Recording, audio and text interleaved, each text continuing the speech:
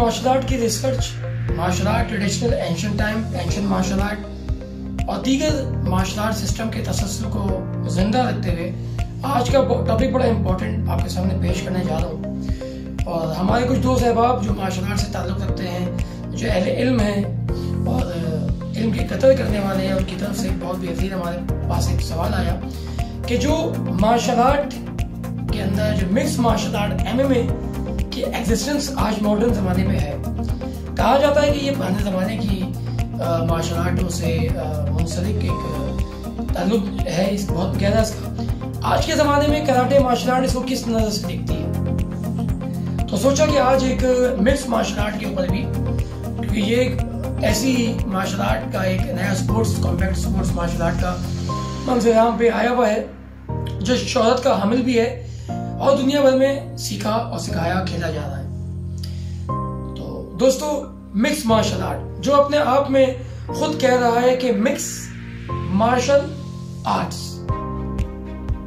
यहां पर बड़ी इंपॉर्टेंट चीज जो इसकी तारीफ के लिए मैं बयान करना चाहूंगा, जो आप तमाम लोगों के लिए बहुत इंपॉर्टेंट होगा, क्योंकि रिसर्च बेस्ड इंफॉर्मेशन डिफरेंट होती है, गूगल इंसाइक्लोपीडिया इंफॉर्मेशन से डिफरेंट होती है, और जीमेल अकाउंट अगर है तो वो इम्पोर्टेंट, आप भी जानते हैं कि आपकी तमाम इंफॉर्मेशन इंपॉर्टेंट जो भी है वो आप शेयर करेंगे तो वो गूगल इंसाइक्लोपीडिया में भी आ जाएगी। एनीवेज, मिक्स मार्शल आर्ट जिसका ताल्लुक यूनान ग्रीक के मार्शल आर्ट के उस पुराने इकदाम से है जो रोमन एम्पायर के जमाने में देखा गया है।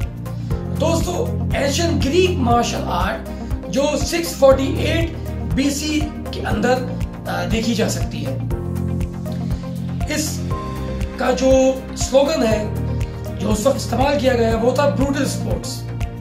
याद रखिएगा, ब्रूटल स्पोर्ट के जहां पर वो अपनी इस ब्रूटल स्पोर्ट्स को समझिएगा, क्योंकि हमारा टॉपिक बहुत इंपॉर्टेंट शुरू होने वाला है स्पोर्ट्स के हवाले से भी। ब्रूटल स्पोर्ट्स के जरिए अपनी आर्मी को ट्रेन करते थे और अपनी आर्मी को उस जंग में जो भी कभी उनकी जिंदगी में आइंदा होती थी उसमें उन फौजियों के जो बेहतरीन फौजी निकलते थे उनका इस्तेमाल करते थे। इस तरह से वो अच्छे रोजगार की भी, अच्छी इज्जत के हामिल भी, और साथ साथ फैसिलिटी के एतबार से भी उनको सराहा जाता था। ये तो रोमन एम्पायर की अपनी फौज का एक निज़ाम था, जो मैंने आपको पहले भी अपनी किसी वीडियो के अंदर बताया और आज दोबारा बताना चाहूंगा कि रोमन एम्पायर की जो फौज के अंदर जो उनका एक रिंग, एक एरिना बनाया गया था, जो उनके जो उस वक्त का जो उनका बड़ा था, जिसको वो लोग अपने नाम के साथ गॉड भी कहते हैं, लॉर्ड भी कहते हैं, और वो मोतबर मानते हैं तमाम इंसानों के ऊपर, ऐसे लोगों को जो वक्त के बेहतरीन लोग गुजरते हैं, लाइक जैसे अलेक्जेंडर द ग्रेट थे। लेकिन अलेक्जेंडर द ग्रेट के मामला कुछ अलग थे, और जिनके दूसरे आका गुजरे हैं, उन सबके मामला अलग थे। दोस्तों, बेहयाई से लेके जुल्म सितम रोमन एम्पायर के अंदर पाया जाता है, और वो इसी से पहचान उनकी थी। उनकी जो मार्शल आर्ट थी वो पेनक्रेशन के नाम से भी मशहूर हुई, लेकिन वो बात की बात है। बिफोर क्राइस्ट जब इसको हमने देखा कि 5-5 कैदियों को बुलाया जाता था और एक अकेला रोमन एम्पायर का जो फौजी होता था वो मार दिया करता था।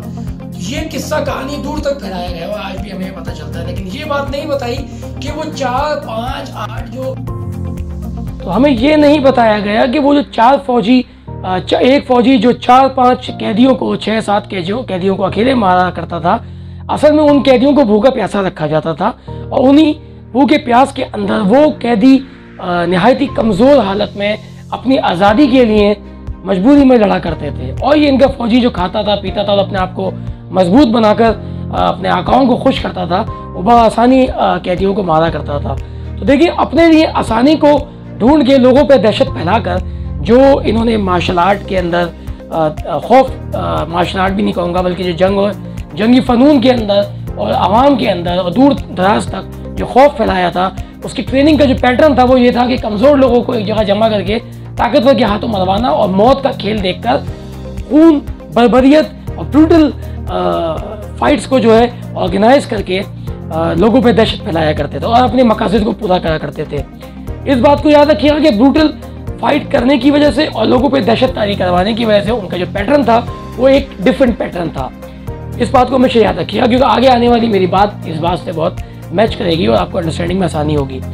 तो जो यूनानी मार्शल आर्ट थी, जिसको ग्रीक मार्शल आर्ट भी कहा जाता है, रोमन एम्पायर से मुंसलिक मार्शल आर्ट कहा जाता है, ये मार्शल आर्ट हर ज़माने में तब्दील होती आई है। क्योंकि देखिए, जो सिखाने वाला शख्स है उसका बहुत बड़ा अमल दखल है। कौन मार्शल आर्ट आपको सिखा रहा है, उसकी अपनी क्या तरबियत हुई है, ये बहुत इंपॉर्टेंट है। एक आदमी जालिम है और वो मार्शल आर्ट सिखा रहा है, उसकी मार्शल आर्ट में जुल्म सितम ज़्यादा होगा।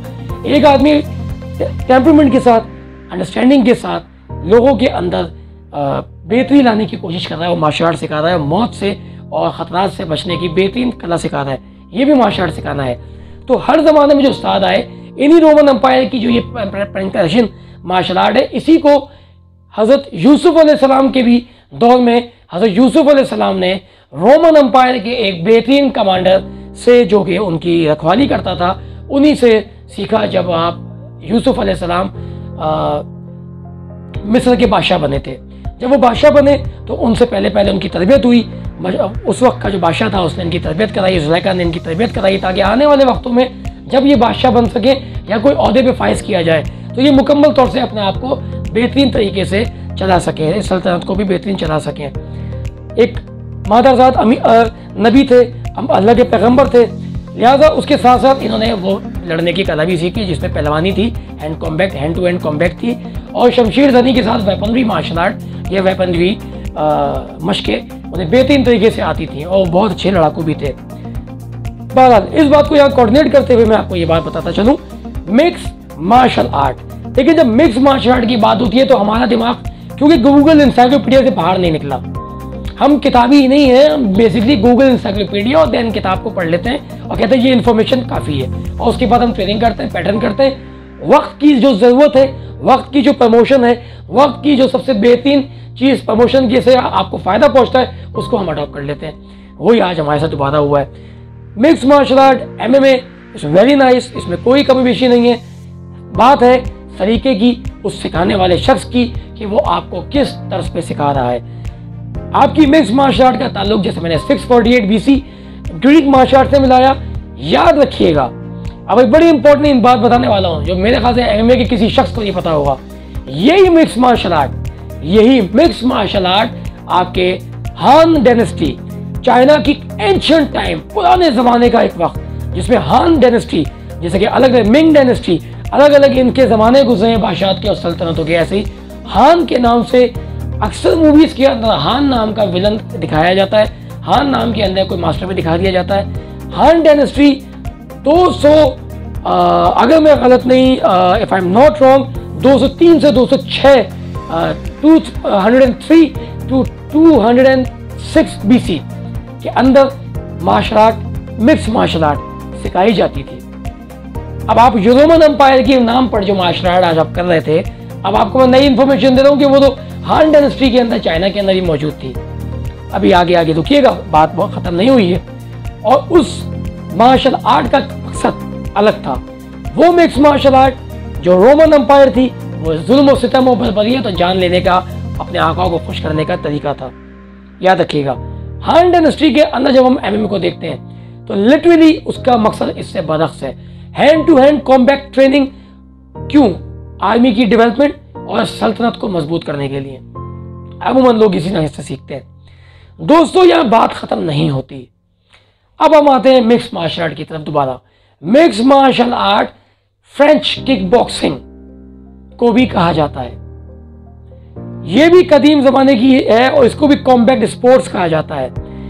1850 के अंदर ये वाज़े तौर पे सिविलाइजेशन के लिए इस्तेमाल की गई।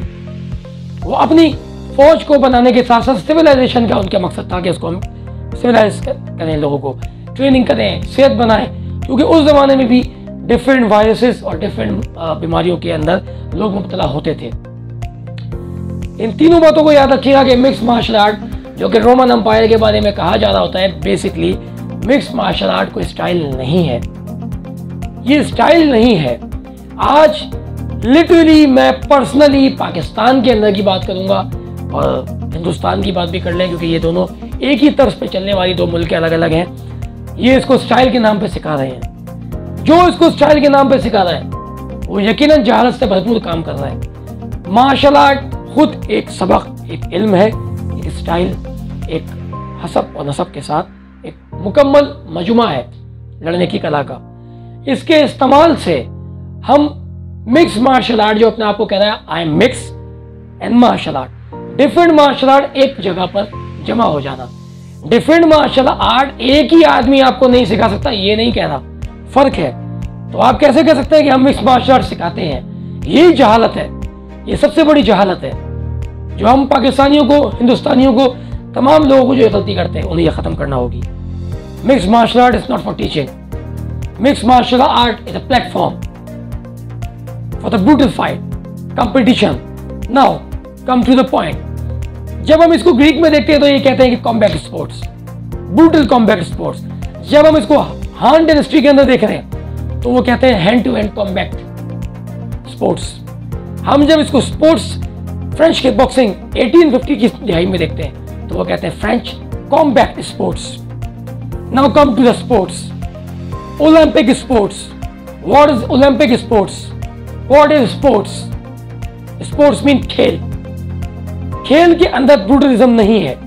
खेल का मतलब खेलो तफरी है, जहां पर इंसानी जान के नुकसान ना हो, जहां खतरनाक इंजरी से इंसान बेकार ना हो, बल्कि इंजरी से पाक। ओलंपिक का slogan, without injury just followers counting. आपकी मार्शल आर्ट हो चाहे आपका स्पोर्ट्स हो, वो उसको अपने से एफिलिएट करते हैं। बहुत सारे गेम्स हैं वो स्पोर्ट्स में शामिल हैं। सवाल ये पैदा होता है कि ओलंपिक के अंदर तो ये कहा जा रहा है कि sports is free for every injuries, that is sports. So what kind of this sports in which many injuries and death causes exist? सोचने की बात है, अंडरस्टैंडिंग की बात है। शऊर वाले लोग और इल्म वाले लोग इस बात को बेहतरीन तरीके से समझ सकते हैं। Martial art, kick boxing, mix martial art, karate, kung fu, जितने भी स्टाइल हैं, ये तमाम जब एक ऐसी जगह पर खड़े होते हैं जहां पर मुकाबले की बात की जाती है, स्टाइल की नहीं, and that is called mix martial art. तो दोस्तों, ये तमाम जो मार्शल आर्ट का एक तसलसल है, सिस्टम और स्टाइल। सिस्टम और स्टाइल जो है वो बड़ा इंपॉर्टेंट है। सिस्टम और स्टाइल आपका बिल्कुल इसी तरह है जैसे किसी इंसान का हसब और नसब होता है। हम कहते हैं कि फला लोग कुरैशी हैं, फला लोग फला गांव के हैं, फला देहात के हैं, फला शहर के हैं, फला मुल्क के हैं। तो ये पहचान करने के लिए एक स्टाइल सिस्टम ऑर्गेनाइज हुआ ही इसलिए था ताकि जो मार्शल आर्ट है वो एक सिलेबस, एक तसलसल, एक लिनेज और एक ख़ास उस शख्स के नाम पर मंसूब करके पता कर सकें कि किस शख्स ने क्या बताया था। ये ना हो कि आइंदा आने वाले वक्तों में हम ये कहें कि मार्शल आर्ट किसी ने की थी, ये नहीं पता कि क्या की थी। मार्शल आर्ट होती थी, कैसे करते थे ये नहीं पता, लिहाजा वो जो नहीं पता वो हमने अपने आप से खुद बना लिया। तो फिर वो बात उनके लिए मुनासिब नहीं थी।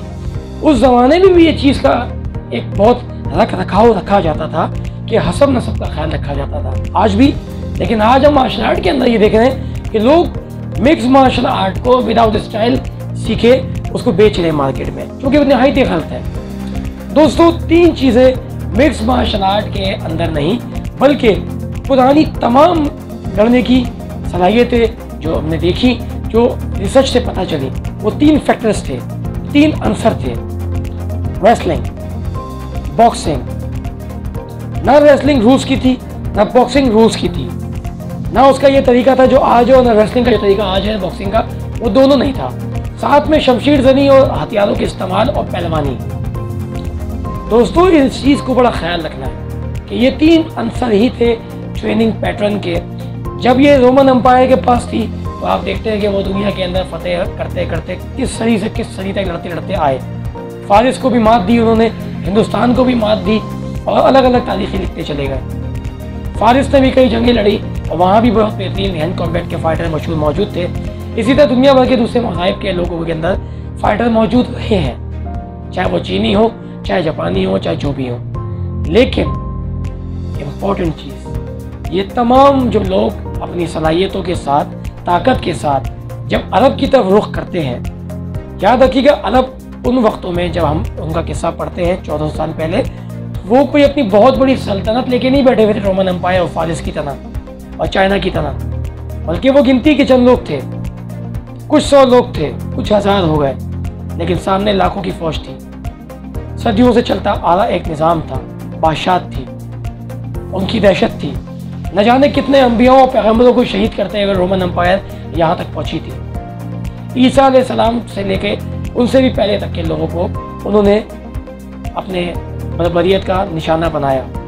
चूँकि ईसा इस्लाम के बारे में कहा जाता है कि वो ज़िंदा आसमान पे उठा लिए गए, लेकिन कोशिश उनके साथ भी करते रहे, उनके ख़ानदान के साथ भी बहुत कुछ किया। ये रोमन एम्पायर थी, ये रोमन एम्पायर के फौजी थे जो यहूदियों के मातहत फैसला सुनने के बाद, क्योंकि उस वक्त जो शरीयत बताने वाले लोग थे वो यहूदी इसराइली थे, और रोमन एम्पायर उस वक्त की फ़ौज जो ताकत थी जो फैसला करती थी किसको मारना है किसको नहीं, वो अपने आगे किसी सर उठने वाले सर को काट दिया करते थे।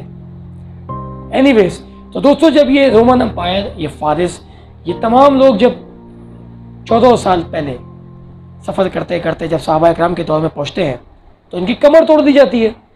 तो कहाँ गई वो रेसलिंग, कहाँ गई हैंड कॉम्बैट, कहाँ गई शमशीर जनी और वेपनरी आर्ट, और कहाँ गई वो सल्तनत की ताकत, पाश पाश कर दिया।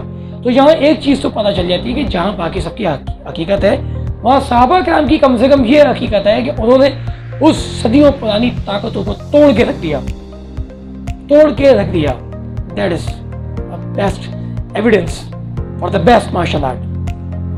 तो दोस्तों यही जब मार्शल आर्ट आगे बढ़ी, जो पहलवानी शमशीर जनी और हैंड कॉम्बैट की थी, स्टाइल सिस्टम की नहीं थी, तो इसका रुख चीन की तरफ हुआ, चाइना की तरफ।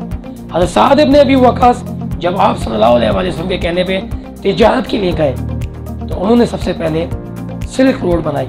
मेरी नेक्स्ट वीडियो इंशाल्लाह पूरी इसी के ऊपर होगी कि किस तरह से सिल्क रोड तैयार हुई, किस तरह से मामलात हुए, और कौन सी चीन की वो पहली मुस्लिम कुंफू इजाद हुई जिसके बाद कुंफू वजूद में आई, जिसके बाद कुंफू के डिफरेंट स्टाइल सिस्टम ऑर्गेनाइज होना शुरू हुए। कन्फेशन मज़हब, बुद्धिज़्म मज़हब ने अपनी इन्वॉल्वमेंट दिखाई। दोस्तों पहले बादशाह ने अपनी हुकूमत करने की कोशिश की और उसके बाद मार्शल आर्ट के ऊपर मज़हब ने अपना रख रखाव रखना शुरू किया। मज़हब के अंदर ईसाईयत भी आई, यहूदियत भी आई, चीन के मज़हब भी आया जो किसी मज़हब को नहीं मानते थे, फ्री गॉड सिस्टम को लेके चल रहे थे, वो कि कोई गॉड नहीं है। तो ख़याली दुनिया के अंदर भी जीने वाले लोग, फ़लसफ़ाना ज़िंदगी गुजारने वाले लोग मौजूद थे। वहाँ दीन इस्लाम एग्जिस्ट हुआ और लोगों को बताया कि बेहतरीन जीने का तरीका, लड़ने का तरीका मुसलमान लेकर आ गए हैं। तो दोस्तों मिक्स मार्शल आर्ट कोई स्टाइल नहीं, कोई सिस्टम नहीं, लेकिन ये आज के ज़माने की ज़रूरत है।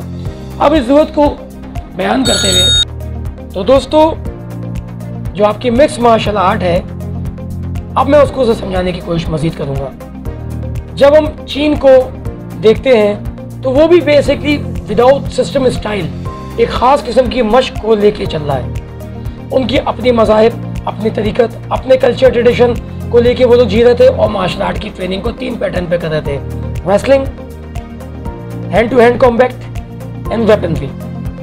सहाबा इकराम ने भी यही किया, रोमन एम्पायर ने भी ये किया, लेकिन ये देखा गया कि जब सहाबा इकराम ने पिछली ताकतों को ख़त्म किया तो वाज़ेह है कि वो सबसे बेस्ट और स्ट्रॉन्गेस्ट साबित हो गए।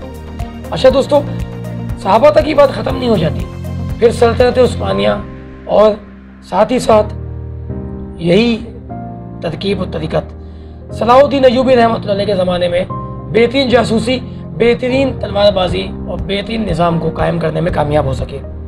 उसके बाद भी ये कहानी ख़त्म नहीं हुई। जितनी ताकतें आई रोमन एम्पायर से मुंसलिक और दूसरी भी, मंगोल तक को ख़त्म करने में इन तुर्कों का हाथ था। और तुर्कों का जब सामना अफगानिस्तान से हुआ तो तुर्कों ने भी देखा कि अफगानिस्तान एक बहुत स्ट्रॉन्गेस्ट वॉरियर्स साबित हुए। इसी तरह हज़रत खालिद बिन वलीद के साथ हज़रत कैस अब्दुल रशीद, जो अफगानिस्तान के सबसे पहले शख्स है जिन्होंने वहाँ से जाके इस्लाम कबूल किया, हज़रत खालिद बिन वलीद के साथ मिलके सैयदों के साथ मिलकर लड़ाई की, जंग लड़ी कुफार के ख़िलाफ़, इस्लाम कबूल किया और अफगानिस्तान वापस आया, इस्लाम अफगानिस्तान के अंदर फला फूला। तो दोस्तों मार्शल आर्ट, इस्लाम, मज़ाहिब दुनिया के मार्शल आर्ट में हमेशा से एग्जिस्ट रहे हैं। आज हमारी मार्शल आर्ट विदाउट मज़हब, विदाउट प्रैक्टिस मज़हब के की जा रही है, शायद अच्छी चीज़ नहीं है। जो जिस मज़हब का है उसकी प्रैक्टिस करो, प्रैक्टिस मज़हबी शख्स बनो और उसके साथ मार्शल आर्ट को भी सीखते रहो। जब चीन के अंदर ये मार्शल आर्ट आती है और डिस्ट्रीब्यूट होती है तो देखते हैं कि ओकिनावा के अंदर जो ओल्डेस्ट वे था मार्शल आर्ट का वो क्या था। आज मैं ओकिनावा का रिप्रेजेंटेटिव हूँ, मैं 4th जनरेशन हूँ, 4थी जनरेशन चल रही है मुझसे, जो एंशिएंट ओकिनावन टाइम के मार्शल आर्ट को जिंदा रखी हुई आज। हर कोई नहीं है, ये मुझे मेरे वालिद के तवस्सुस से मार्शल आर्ट मिली और फिर मैं दोबारा ओकिनावा गया और फिर उन्हीं मास्टरों के जो औलादी थी उन औलादों से मैंने सीख कर इस रिवायती हकीकी एंशिएंट मार्शल आर्ट को जिंदा रखने में मैं कामयाब हो सका। आज ही मैं सीख रहा हूँ और शायद मैं आपको पूरी ज़िंदगी सीखता रहूँगा। बताने का मकसद ये है कि ओकिनावन कराटे के अंदर 3 आंसर हैं। रेसलिंग लाइक शिमा, जो मैंने आपसे पिछली वीडियो में बताया भी था, weight training, hand to hand combat training and weaponry art with the name of Kobudo. Note कीजिएगा, वो पिछला तसलसल चलता आ रहा है। अब यही मार्शल आर्ट चलती है और फिर वो ओकिनावा ते होती है, तोडे होती है, शोजन रyu होती है, फिर वो कराटे होती है। कराटे के बाद जब वो हम देखते हैं कि 1930 के बाद 40s के अंदर खास ये सिस्टम स्टाइल। तो दोस्तों ये जो जापानीज मार्शल आर्ट वजूद में जब आई तो ये जापानीज मार्शल आर्ट सिस्टम और स्टाइल के अंदर एग्जिस्ट कर गई, मिक्स हो गई और सिस्टम स्टाइल के अंदर उन्होंने मजहब को भी रखा और अपने नामों को आगे बढ़ाने की कोशिश की। पिछली मार्शल आर्ट के अंदर अपने नाम से मंसूब कुछ भी नहीं था। गिचिन फुनाकोशी आए, उन्होंने अपनी कराटे का बयान किया। केना माबुनी आए, उन्होंने अपने नाम का किया। वादो रyu जब स्टाइल बना तो वो बेसिकली टोटली शोतोकान है। शोतोकान सीखकर अपने ही गिचिन फुनाकोशी से ट्रेनिंग और डिग्री लेने के बाद हिनोरी आत्सुगु जो मास्टर थे, बानी थे वादो रyu के, बुद्धिज्म मजहब के प्रैक्टिशनर थे।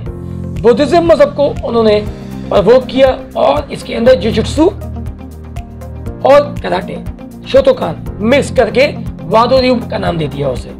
आज भी उसके अंदर यही 2 चीजें कराई जाती हैं, शोतोकान डिफरेंट 19-20 वे जो चेंज बाकियों ने किया और jujutsu with the name with the existence of Buddhism religion. Same ये चीज आप गोजोकाई के अंदर देखेंगे। यामागुची ने वो तोइस्ट मजहब के फॉलोवर थे, उन्होंने इस मजहब को उसके अंदर एग्जिस्ट किया और चोजन मियागी से कभी नहीं सीखा, लेकिन उन्होंने गोजोरyu का दावा कर दिया कि मैं उनका शागिर्द हूँ। कोई उनके पास कोई क्लेम नहीं है, कोई ट्रेनिंग नहीं है, वीडियो नहीं है, मुलाकात भी उनकी शायद एक बार मुश्किल से हुई हो और वो भी गिचिन फुनाकोशी के शागिर्द की वजह से। एनीवेज, ये हमारा अगला टॉपिक है। हम बहुत अच्छी इंफॉर्मेशन में आपको ये इंफॉर्मेशन भी देंगे। लिहाजा जो मिक्स मार्शल आर्ट है वो ओकिनावा स्टाइल भी एक तरह का मिक्स मार्शल आर्ट है। लेकिन देखें, मिक्स मार्शल आर्ट में 3 चीज़ें लाजमी होनी चाहिए: सिस्टम, स्टाइल, लीनेज। कैरिकुलम है।